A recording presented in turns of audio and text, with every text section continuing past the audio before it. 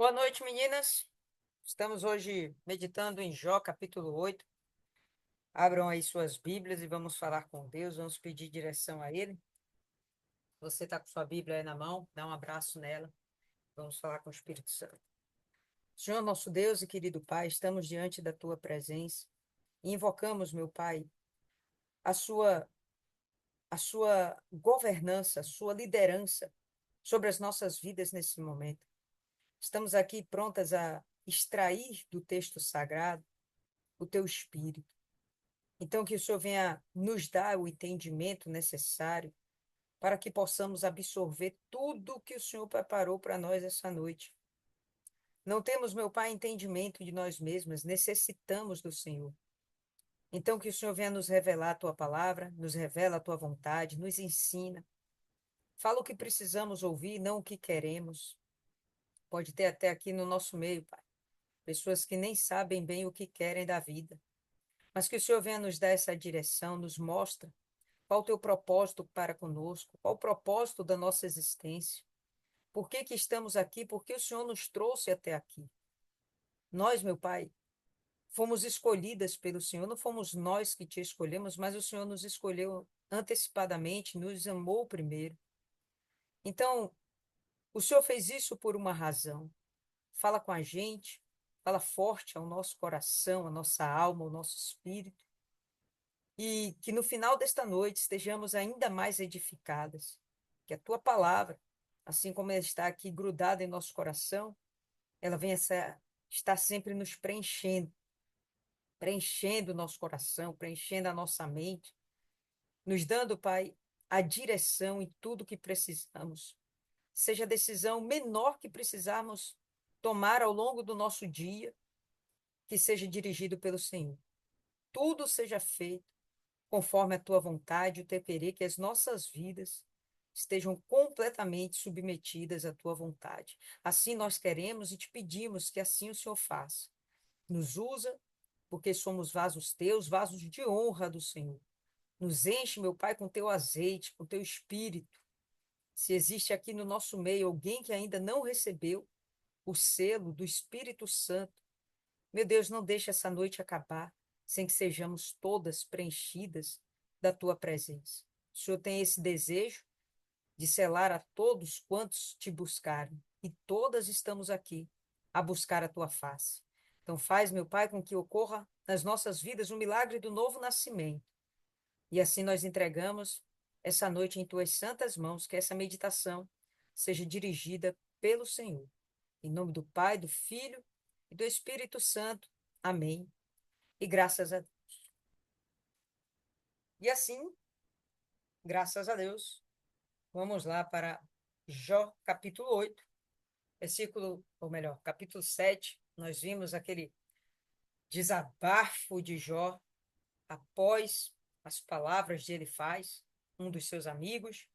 E agora, depois desse desabafo, que foi intenso, a gente vai perceber Bildade, um dos seus amigos, outro, né, de seus amigos, que estão lá o assistindo. Ele vai agora ter o seu momento de falar com Jó. E vamos nessa. Versículo 1. Então respondeu Bildade, o suíta: Até quando falarás tais coisas? Que coisas? Aquele desabafo todo que a gente viu no capítulo 7. Lembra que cada vez mais Jó ia subindo o tom para com o próprio Deus, inquirindo a respeito do motivo do seu sofrimento, perguntando a Deus se porventura houvesse nele um pecado, por que que Deus não o sarava desse pecado, não o perdoava, não guardava para com ele misericórdia. Jó começa a ter um conflito interno muito grande, e ele está externando isso, falando para com o próprio Deus. Estava lá com os amigos, mas de verdade ele estava se dirigindo aos céus. Então, as palavras foram fortes. E os amigos perceberam que ele estava se referindo ou se direcionando para Deus. Então, palavras fortes para o Deus teu Criador. Você é maluco? Como é que você fala assim com Deus? E aquela animosidade dentro dos amigos acaba levando Bildade a fazer uma severa repreensão para Jó, que é o que a gente começa aqui a perceber nesse verso 2. Até quando falarás tais coisas? E até quando as palavras da tua boca serão qual vento impetuoso? Né? Então, se a gente imaginar um vento impetuoso, impossível não perceber a tua presença. Esse vento pode até causar alguma desordem, alguma bagunça. É um vento violento, ah, mas é algo que passa. Então, as palavras de Jó foram compreendidas pelos seus amigos, pelo menos por Bildade, como se fosse algo violento. Não era, não era algo para ser dito daquela forma para Deus. Se fosse para com eles, tudo bem, mas para com Deus, né? Modera aí, Jó, modera aí, maneira. Então vamos lá. Até quando as palavras da tua boca serão qual vento impetuoso? Perverteria Deus o direito ou perverteria o Todo-Poderoso a justiça? Não é tudo isso que Jó tem reclamado por justiça, afirmando que ele, de verdade, não reconhecia em si nenhum pecado, então ele não estava no direito de receber tais aflições do próprio Deus. Né? Então, o questionamento dele é esse, e Bildade vai dizer, vem cá, se realmente você estivesse dentro da justiça e do direito, você acha que Deus ia estar fazendo isso com você? Você acha que Deus ia perverter a justiça e o direito só por pura maldade, para ficar sendo perverso contigo? Né? Ele está fazendo essa ponderação. Perverteria Deus o direito? Perverteria o Todo-Poderoso a justiça? Se teus filhos pecaram contra ele, também ele os lançou no poder da sua transgressão. E agora a Bildade pega pesadíssimo. Vamos combinar que ele pega pesado, porque ele está falando agora dos filhos. Uma coisa é você meter bronca na pessoa, outra coisa é você meter bronca nos filhos da pessoa. E diga-se passagem, esses filhos estão mortos. O morto não pode levantar para se defender, não é verdade? E ele está aqui dizendo: não, seus filhos pecaram e receberam uma justa punição. Isso aí, eu penso que foi um discurso bem pesado da parte de Beldade. Se teus filhos pecaram contra ele, ele, Deus, também ele, Deus, os lançou no poder da sua transgressão. Mas você que está vivo ainda, se tu buscares a Deus e ao Todo-Poderoso pedires misericórdia, se fores puro e reto, ele sem demora despertará em seu favor e restaurará a justiça da tua morada. Então, nada muito diferente do que, aliás, ele faz e havia fazendo, colocando sobre Jó uma culpa, um peso, que de verdade ele não tinha, né? Uma responsabilidade que de verdade ele não tinha. E aí, quando ele fala tais palavras, eu penso que machuca ainda mais Jó, né? Imagina aí, você já está lá acabado, achando que vai morrer no dia seguinte, pedindo pela morte todos os dias, pedindo para que Deus abata ele todos os dias. E naquele dia em particular, ele achou que era o último dia dele, ele estava tão debilitado, tão, né, tão quebrado. E aí vem ele e ainda joga mais essa. Seus filhos morreram porque eram pecadores, mereceram. É pesado isso aí, né? Ainda que fossem, pesado. Mas se você buscar o Todo-Poderoso, então ele vai restaurar a justiça sobre a sua vida. Mais uma vez, causa e consequência. Nesse momento, se a gente se dirige a Jó, ou melhor, a Deus, estando no nosso pecado, havendo dentro de nós um arrependimento, realmente nós temos a plena consciência de que dificilmente Deus nos rejeitará. que é muito provável que ele nos aceite diante de um pedido de perdão, diante de um arrependimento sincero. Você vê que ele fala aqui, né?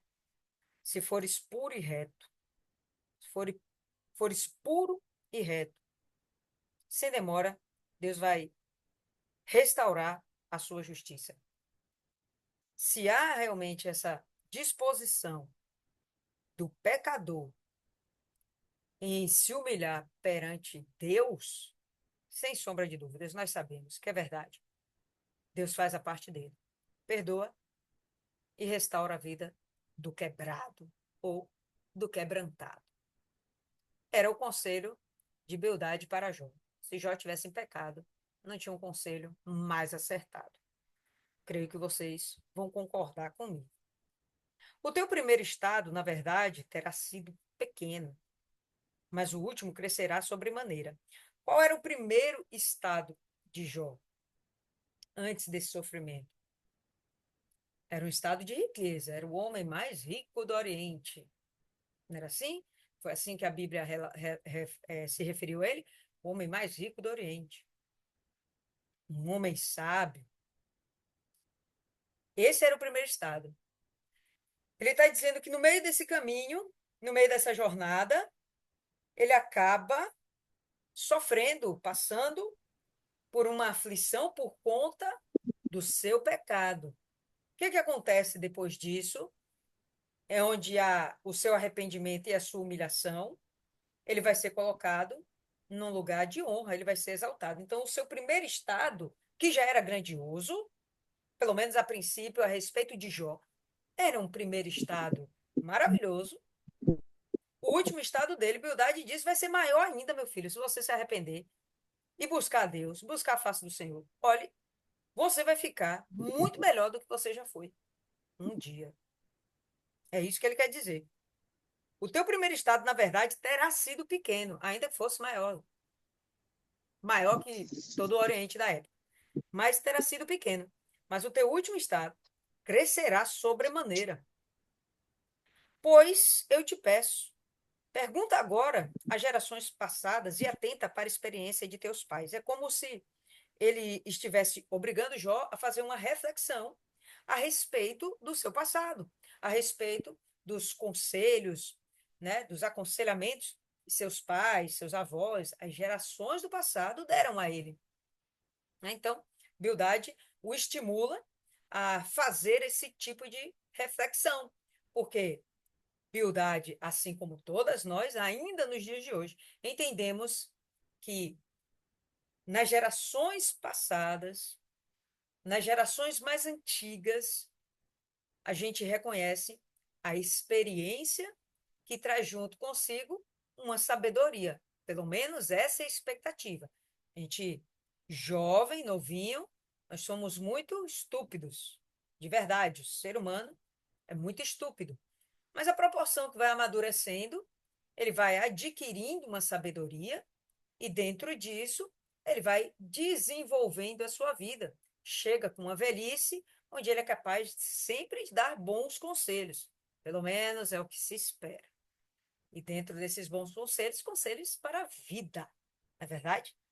Então, ele vai falar aqui, atenta para a experiência de seus pais. Porque nós somos de ontem e nada sabemos. Porquanto nossos dias sobre a terra são como a sombra. Então, o que ele está querendo defender, Bildade está querendo dizer, olha, nós, imagina, eles já eram velhos, né, pessoal? Pelo menos velhos ao nosso entendimento. Eles já tinham pelo menos mais de 70 anos. Então, nós somos como, ele fala como, somos de ontem, né? De ontem, ontem, ontem. Então, somos recentes. A gente não tem a sabedoria que nossos pais tinham. Apontando mais uma vez para a longevidade das gerações. Lembra que falamos sobre isso? Boa noite aí para quem está chegando. Lembra que falamos sobre isso ainda no primeiro capítulo de Jó? Quando esse livro foi escrito, provavelmente, no período lá dos patriarcas, onde aquelas gerações viviam 500, 200, 300 anos, 200 anos. Então, era essa geração aí. Depois de Abraão, Isaac, Jacó, é que a o tempo de vida vai diminuindo, 120 anos, e aí até chegar aos dias de hoje, 70, 80 anos. Mas anteriormente se vivia bastante. Então, eles se consideram com 70 anos como criancinhas, meninos inexperientes. A gente nem imagina como é isso, né? E eles reconhecem nos antigos, então, pessoas mais velhas do que eles. Seus 200 anos, 300 anos, enfim. É nessas pessoas que eles tinham que buscar a sabedoria. E, enfim, Bildade está falando isso. Ó, vamos buscar a sabedoria do passado, porque a nossa é como a sombra, né? É passageira. Nossa vida sobre a terra é muito passageira. Porventura, não te ensinarão os pais e não haverão de falar-te, e do próprio entendimento não proferirão tais palavras? Quais palavras? Aí vai falar aqui como se fosse um adágio da época, um adágio popular, né? Um provérbio. Pode o papiro crescer sem lodo? E o papiro é uma vegetação, tá, pessoal? Ou viça o junco sem água? O junco também é uma vegetação, certo? Tanto o junco quanto o papiro, obviamente, precisam de água. Quando ele fala ali do lodo, né? Quando ele aponta aqui para a água, ele está mostrando que essas plantações, né, essas vegetações, essas plantas, elas necessitam de água para sobreviver. Então, assim falavam os antigos. As plantas precisam de água para sobreviver. Bom, com certeza não era sobre isso que os antigos queriam falar. Ele vai continuar discorrendo a respeito do assunto, mas tão certo quanto as plantas precisam de água para sobreviver, vamos evoluindo aqui o pensamento.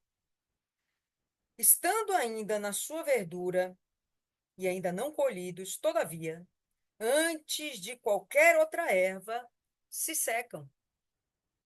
Se eles estiverem viçosos, né, na sua verdura, verdinhos, e não forem colhidos a tempo, então vem o tempo da seca e eles secam antes de qualquer outra vegetação. Essas plantas, elas dependem demais da água. Diferente, por exemplo, de uma mangueira. Pode passar muito tempo sem chover, aquela mangueira vai buscar água lá embaixo. E ela pode ficar muito tempo sem chuva. Ela vai buscar água lá na rocha, no lençol freático. Mas esse tipo de planta aqui, o junco, o papiro, elas são aquelas plantas que ficam nas margens dos rios, ou até mesmo dentro dos rios, lagos, melhor dizendo, lagos, e são plantas muito efêmeras, elas são muito delicadas. Diante de qualquer falta de água, elas secam rapidamente. Elas necessitam muito da água, tá? Então, essa analogia que ele está querendo fazer, e ele vai concluir o pensamento dele. Ah, são, assim, as veredas de todos quantos se esquecem de Deus. E a esperança do ímpio perecerá. Assim como aquelas plantas dependem da água, nós dependemos da água que jorra do trono de Deus. Nós dependemos do cuidado de Deus. Nós dependemos da provisão de Deus. Nós dependemos de Deus. Aquele que se afasta de Deus perde essa nutrição, perde essa provisão e acaba secando, acaba sendo morto. Como ele fala. São assim as veredas de todos quantos se esquecem de Deus. Somos muito frágeis, tanto quanto o junco e o papiro. Sem a água de Deus, acabamos perecendo. Não é assim que está escrito aí no final? E a esperança do ímpio perecerá. A gente percebeu que já faz um tempinho que Jó está desesperançado. E mais uma vez, Bildade está fazendo uma comparação. Aquele que é ímpio se afasta de Deus, sua esperança perece, perde aquela crença de que possa ainda ter vida e vida com abundância. Mais uma vez, Bildade imputando sobre Jó um pecado, uma injustiça, enfim. Né? A sua firmeza será frustrada. A firmeza de quem? Daquele que se afasta de Deus, daquele que não é cuidado por Deus. Sua firmeza será frustrada. Está acontecendo isso com Jó. A sua confiança é teia de aranha. A teia de aranha é uma criação maravilhosa, né, pessoal? Todo mundo aqui já viu uma teia de aranha. Muito bem tecida, parece que aquele negócio é feito no paquímetro, por um animal dito irracional. E apesar de ela ter uma capacidade maravilhosa de capturar o alimento da aranha, é só bater um ventinho mais forte, aquilo tudo se desfaz. É só você passar um dedo, toda aquela engenharia é destruída em menos de um segundo. Então, o que ele quer dizer é que a sua confiança é teia de aranha. Sua confiança era muito bem engendrada, mas agora muito frágil. Passou. Ela foi destruída. Encostar-se-á à sua casa e ela não se manterá. Agarrar-se-á a ela e ela não ficará de pé. Aquilo que a pessoa afastada de Deus construir não vai ficar de pé. Aquilo não vai conseguir subsistir. Tá? Precisa do zelo de Deus, precisa do cuidado, da proteção, aquela sebe que Satanás reconheceu que havia na vida de Jó. A sebe, a cerca que o próprio Deus cercava Jó para o proteger de todos os males. Real, tá? Então, aquele que se afastar de Deus vai se encostar à sua casa, ela não vai se manter de pé, vai se agarrar a ela, né? E ela não ficará de pé, como se aquela casa fosse sua tábua de salvação, né? Um último recurso, não adianta, tudo vai passar. Ele é viçoso perante o sol, e os seus renovos irrompem no seu jardim. As suas raízes se entrelaçam no montão de pedras e penetram até as muralhas. Mas, se Deus o arranca de seu lugar, então este o negará, dizendo: Nunca te vi. Deus está falando aqui de Jó. Ou Deus está falando, perdoa. Bildade está falando de Jó. E Jó foi viçoso, né? Jó foi próspero. Foi um cara reconhecido. Era uma notoriedade na época. Era uma notoriedade, né? E diz assim que os seus renovos irrompem no seu jardim. Ele tinha um crescimento em todo o sentido da sua vida, em todos os sentidos. Suas raízes, elas desciam, se entrelaçavam em um monte de pedras até penetrar as muralhas. Então, era uma construção sólida, ok? Ele tinha uma construção sólida. Só que, diante do seu pecado, o que que acontece? Mas, se Deus o arranca de seu lugar, irado, castigando aquela pessoa pelo seu pecado, que era o que eles entendiam que estava acontecendo. Se Deus o arranca do seu lugar. Então este o negará, dizendo: Nunca te vi.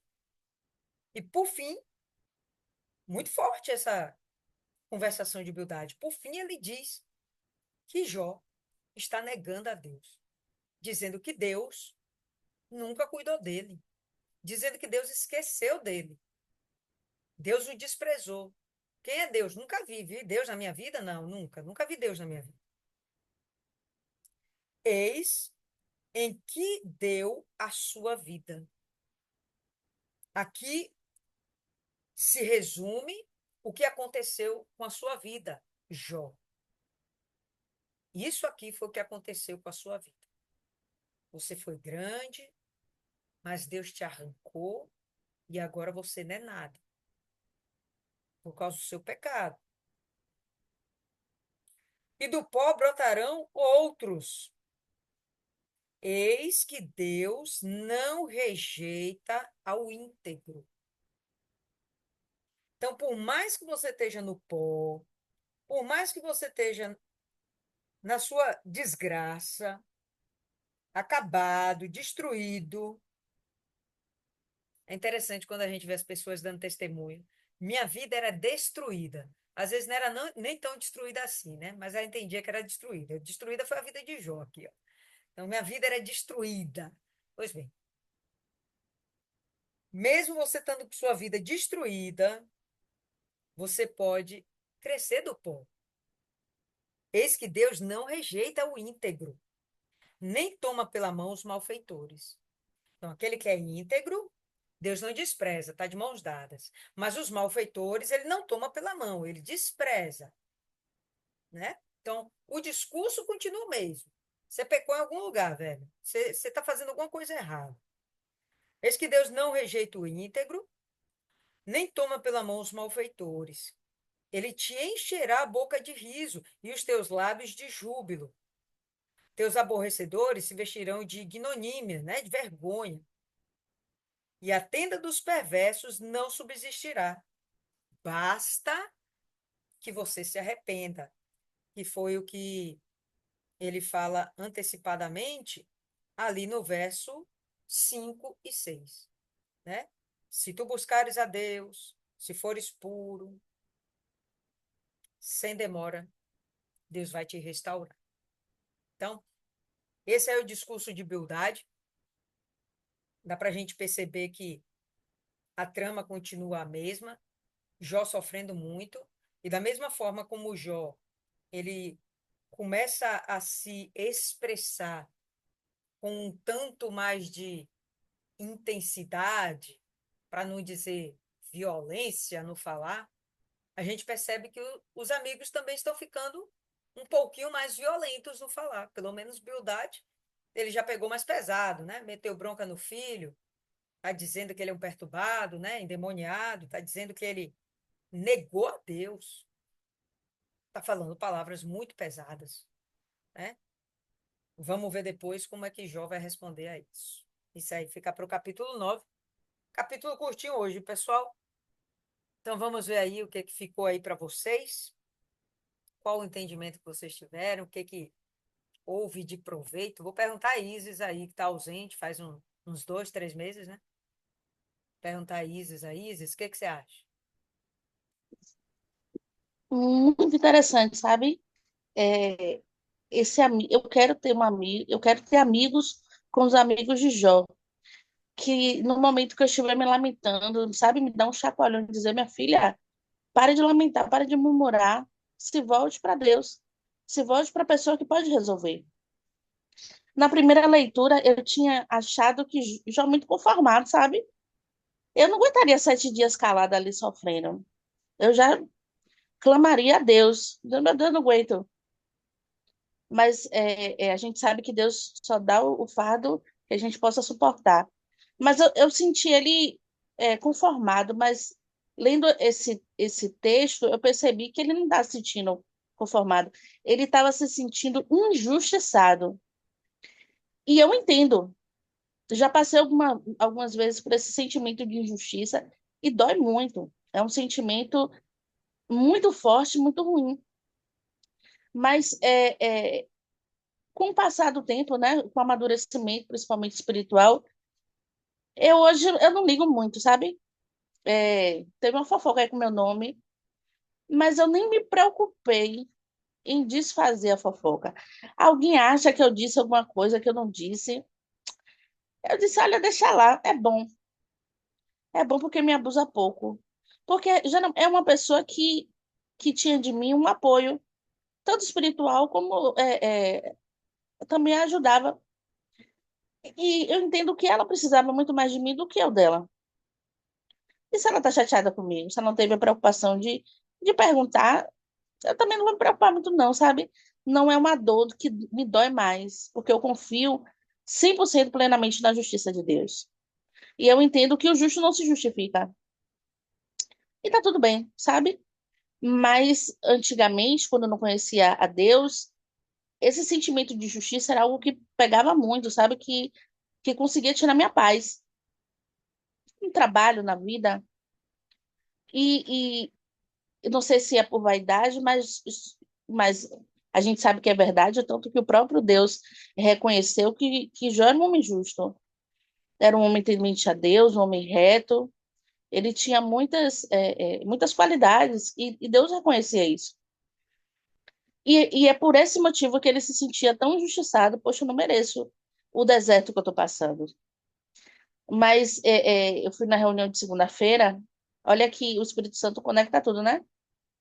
A semana toda vem falando, semana, o mês todo que a gente vem conversando, todas as meditações, as pregações têm sido muito alinhadas. O Espírito Santo tem alinhado muito o entendimento. E o pastor falou sobre Jesus no deserto. Eu até anotei aqui no meu caderno. Mas ele disse que não foi o diabo que levou Jesus para o deserto, foi o Espírito Santo. Mas o diabo estava lá, no momento depois dos 40 dias, no momento de maior aflição, de maior fome, momento, maior aflição, o diabo estava lá para oferecer, para tentar ali desvirtuar. O inimigo está ali, né? Tentando ainda aumentar as nossas aflições. Mas o deserto é um momento de oportunidade, é um momento de crescimento, é um momento de aprendizado. E passa. A gente sabe que o deserto passa. Passa porque estamos caminhando. A gente está numa caminhada. Acho que se você ficar muito no deserto, senão você está parado. Mas passa porque você está caminhando e você vai passar pelo deserto e vão vir coisas boas. E Jó está passando por um deserto, mas ele está se sentindo injustiçado. E está fazendo com que ele fique parado nesse deserto, se lamentando, que é uma coisa extremamente perigosa. E o amigo está chacoalhando ele, sabe? Dizendo: não fica aqui parado no deserto, não. Bora caminhar, bora confiar em Deus, bora buscar a Deus. E o amigo ainda desacredita que ele seja tão perfeitinho assim. A gente entende, que a gente é humano, a gente sabe que a nossa carne não é mole. Ele diz: se você é mesmo puro e honesto, Deus virá logo ajudá-lo e lhe dará de novo, e te dará um novo lar e lhe dará de novo o lar que você merece. E lá na frente ele diz: é, esteja certo de que Deus não abandona as pessoas honestas, nem dá a mão para nem dá a mão para ajudar os maus. Ele fará você rir de novo e dar gritos de alegria. Então a gente entende que Deus faz diferença para o justo, do justo para o injusto, daquele que serve, daquele que não serve. Pode até parecer que ele não faz diferença, porque ele ama todo mundo, mas ele faz. A gente que vive na dependência de Deus, a gente sabe que, apesar da situação, Deus virá o nosso socorro.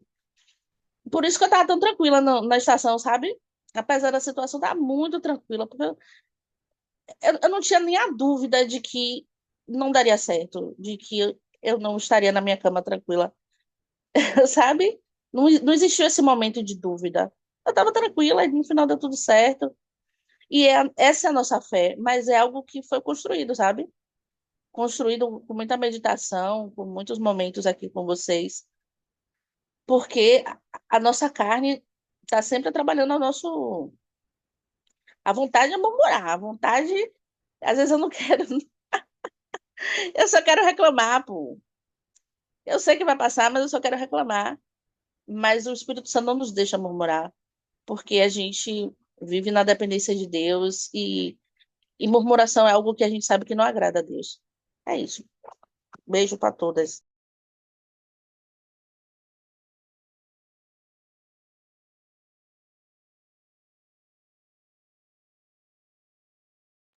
Abra o áudio, Olivia. Perdoe, perdoe. Dona Cida, tem algo a acrescentar, dona Cida?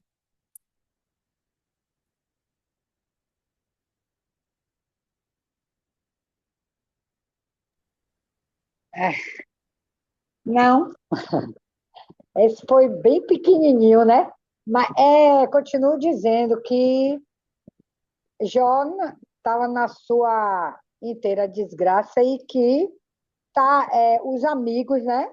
Como o Isis falou aí, que queria um amigo. Eu não queria um amigo desse, não, viu, Isis? Deixasse como é o nome? Me resolver, né? Passar pela minha dor, clamando, mas vir para cá falar que eu tinha, me julgar, né? Porque aí Bildade está aí tentando colocar um peso em Jó, né? Foi o que eu entendi. Não quero amigo desse, não, viu? Deixa eu quieta, com minha dor, eu vou clamar aí na hora certa aí. Se quiser me levantar, me dar uma sacudida, ah, falar alguma coisa, mas me ver para cá me jogar na cara. Não, não, não, não, não. É isso que ficou para mim. Não venha, não. A Amigo, gente já está com a dor, aí a pessoa ainda pisa em cima, aí dói ainda mais. termina de desgramar, né, Nossa? É, Acaba te desestimulando. A gente vai perceber que Jó, a gente já falou sobre isso, a intenção dos amigos é muito boa. Isis entendeu exatamente assim. A intenção é boa, eles querem ajudar, mas realmente o discurso deles é pesado. Para quem já está sofrendo, é só acréscimo de dor. Não, nesse momento, talvez o silêncio deles valesse mais a pena. Deixasse Jó sozinho falar com Deus, né? Evitaria mais sofrimento, porque a gente vai imaginar que isso não é um sofrimento físico, mas é um sofrimento emocional, né? Ninguém me entende, ninguém me compreende, né? Pô, meus melhores amigos, os caras também não estão me entendendo, tá pesado. Enfim, Dona Jo,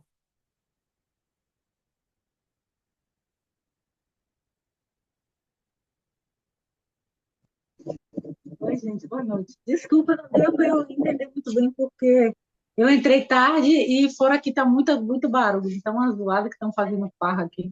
Ah, eu não entendi direito. Eu quero pedir também depois para a senhora mandar a meditação lá no grupo, para eu ouvir direito, então tá bom, viu? viu?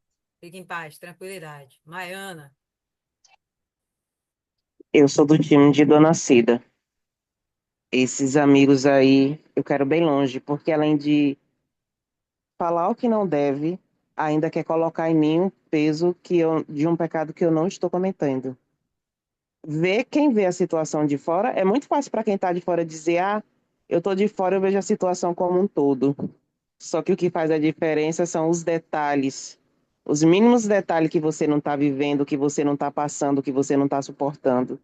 O que passa na mente de Jó e não passa na mente dele, porque falar, ah, se fosse comigo, eu faria isso. É fácil. Só que aí chega uma hora que você vai passar por isso. E aí, na pele da pessoa, na situação da pessoa, você vai ver. Até porque várias pessoas enfrentam o mesmo problema, mas com situações diferentes. E tem momento para tudo. E aquele não era o momento deles falarem aquilo. Eu não quero amigo como os amigos de Jó. Eu quero amigo como os amigos do paralítico que subiu ele pelas telhas e levou ele até Jesus. Não se sabe se o paralítico queria ou tinha fé para ser curado, mas esses amigos levaram ele até a salvação, levaram ele até a cura. Não ficaram dizendo que ele era pecador, que ele precisava se arrepender. A gente leva a pessoa até Jesus. E o convencimento e o arrependimento é o Espírito Santo quem dá. Mas ele falou uma coisa que eu lembrei deixa eu lembrar o nome, Abacuque, que ele fala que o princípio foi bom, mas que o último seria ainda melhor, e Abacuque fala isso, que a glória da última casa será ainda melhor. Tem verdades no que ele disse, dá para se aproveitar, mas nem todo mundo está preparado para ouvir certas coisas em alguns momentos. Eles não se preocuparam em saber como que estava a cabeça de Jó. Eu vi um vídeo de uma neuropsicóloga falando da dor dos sentimentos. E realmente, o sentimento tem a síndrome do coração partido, o sofrimento diminui o cérebro dependendo da situação. Diz que até o que a gente come influencia no nosso cérebro diretamente. É um conjunto. E ter pessoas que vai te apoiar, a pessoa não precisa dizer que você está certa, mas ter pessoa que busque pelo menos entender naquele primeiro momento, que acolha, vai fazer a diferença. E por mais que o outro esteja falando coisas absurdas, deixa a pessoa falar. Porque que se a pessoa não quiser ouvir, se a pessoa não quiser colocar em prática o que a gente vai fazer, a gente vai perder nosso tempo. É igual quando a gente está orando por uma pessoa para ela ser liberta. Você vê a pessoa vai para frente, vai para trás, a pessoa manifesta pela metade e você fica ali se matando, mas não depende de você. A gente vai fazer a nossa parte, a gente vai falar, mas a gente também tem que saber que existe a verdade do que a gente pensa, a verdade que a pessoa pensa e a verdade de Deus, que é a suprema. Tanto é que Deus mesmo vai chegar lá e vai dar uma nele, e ele vai sossegar o facho dele e pronto. Mas às vezes a gente quer fazer o trabalho do Espírito Santo. E o nosso trabalho não é o de convencimento. Porque um já falou, o outro vem ali e ainda vem falar dos filhos. Porque quando o problema é com você, você suporta. Mas quando é com alguém que você ama, independente do parentesco, do grau sanguíneo, é alguém que você ama, você não quer que ninguém toque neles. E principalmente quando morre. A pessoa nem está ali para se defender e você vai trazer duas dores.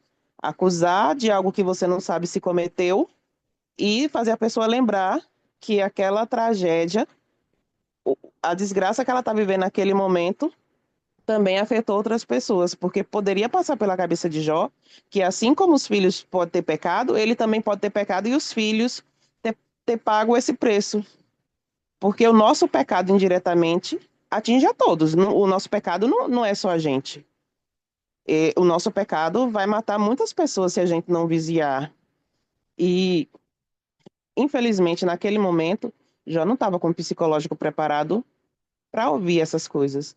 Então, o que fica para mim é que, por mais que eu veja ou pense algo, eu tenho que esperar o momento certo e saber se aquela pessoa está preparada para ouvir aquilo, porque senão vai ser como o Senhor Jesus disse: eu vou jogar pérolas para os porcos.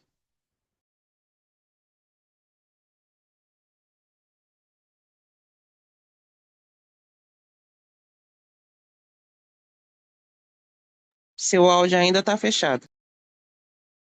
Deus na causa. Viviane, aí você aproveita, Viviane, também, depois da sua fala, já pode fazer a oração de encerramento. Olá, boa noite. Tá me ouvindo? Sim, Botei um senhora. fone aqui. É, eu também achei o que as meninas estão falando aí, Mai e Dona Cida, né? Eu achei que Jó foi muito julgado pelos amigos, né? Muito criticado, julgado. Que, no entanto, no final desse livro, se eu não me engano, Deus, não, Deus pediu para Jó fazer, né? Não sei se era oferta, era oração por eles. Deus só ouvia a oração de Jó, porque Jó que era um homem íntegro, reto e que temia a Deus. Ele que agradava a Deus, não esses amigos deles aí que só apontavam o dedo, né? Só de acusação, só de acusação contra ele. E também essas palavras que tá aqui escrita, né? Também achei assim muito forte assim relacionado falando sobre as pessoas que se desviam, o que que acontece, né? E aquelas que permanecem, o que que acontece com essas pessoas, né? Elas são guardadas, Deus dá livramento. Por mais que você passe por injustiça, por perseguições, Deus está ali te guardando, te protegendo. Se você obedecer. Como teve uma semana que teve uma meditação, aí Dona Rosa falou do testemunho dela. Aí estava acontecendo também umas coisas comigo, do meu trabalho de injustiça. Só que a gente fica muito chateado com a injustiça. Eu não gosto de injustiça, gente. É como se estivesse me matando, sabe? Ainda mais quando é comigo. Aí é horrível isso. É um sentimento muito ruim que você tem que lutar, né? Contra isso, contra a sua carne. E eu aprendi que muitas vezes isso acontece porque Deus quer te mudar, para você ver o que que está errado em você, que Ele quer te mudar. Aí quando eu estava passando por esse problema no meu trabalho, aí eu comecei a orar bem mais mesmo. Aí eu comecei a meditar bem mais, não só aqui com vocês, mas eu comecei a ler mesmo, pedir para Deus falar comigo, o que é que Ele queria. Aí Ele foi abrindo meu entendimento, Ele falando comigo, falando que era para eu obedecer, que Ele queria fazer, né? Que não é a minha justiça, quem faz a justiça é Ele, que era para eu obedecer, continuar obedecendo e calada, sem murmuração, sem falar nada, calada. Então eu aprendi muito sobre isso. E Deus, ele é muito perfeito. Tudo que acontece na nossa vida tem um porquê, tem, ele sempre está mudando a gente, né? Ele quer que a gente mude para melhor, para que ele venha sempre nos usar para a gente poder alcançar aquelas outras pessoas, né? Que precisam da salvação. Então, foi isso, o meu ponto de vista.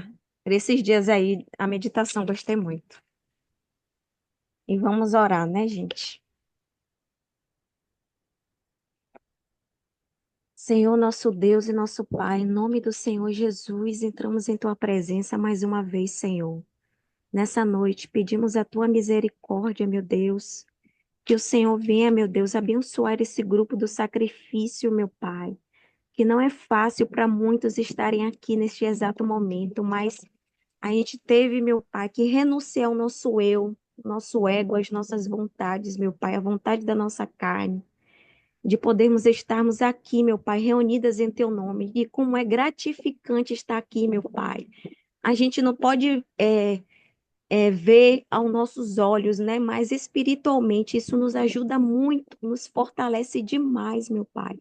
O nosso espírito fortalece a nossa vida, a nossa comunhão com o Senhor, meu Pai. E agradeço ao Senhor por tudo, meu Pai, pela vida de cada um que estão aqui presentes, pela vida dos que não puderam estar aqui presente, meu Pai, que o Senhor venha abençoar, que o Senhor venha fortalecer, meu Pai, esse grupo a cada vez mais, meu Deus. Meu Deus, abençoa, meu Deus, a família de cada um que está aqui, meu Pai. Abençoa, meu Deus, esse domingo, meu Pai. Que o Senhor venha fazer com que a gente venha ter, meu Pai, experiências, meu Pai, extraordinária com o Senhor, meu Pai.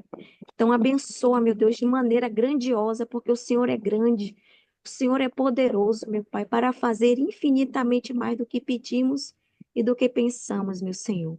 Eu te agradeço, meu Deus, mais uma vez, Senhor. Guarda-nos que a gente tenha uma noite restauradora, meu Pai, que a gente venha acordar, meu Pai, bem, e que o Senhor venha, meu Pai, nos dirigir, nos guardar e nos guiar, meu Pai. Em nome do Senhor Jesus é que eu te peço, meu Pai, e te agradecemos em nome do Pai, do Filho e do Espírito Santo. Amém. Bem, pessoal. Então é isso aí. Por hoje é só. E a gente se reencontra novamente terça-feira. Vamos fazer de tudo para terça e quinta estarmos aqui reunidas, tá certo? Porque depois vem aí o período do carnaval e a gente vai estar fazendo uma viagem, não vai ter como a gente estar perto. Então, a gente vai retornar depois do carnaval, tá certo? Então, terça e quinta, façam de tudo para estarem aqui juntas com a gente, tá certo? Deus abençoe e dê a vocês uma excelente noite, uma excelente semana. Em nome de Jesus.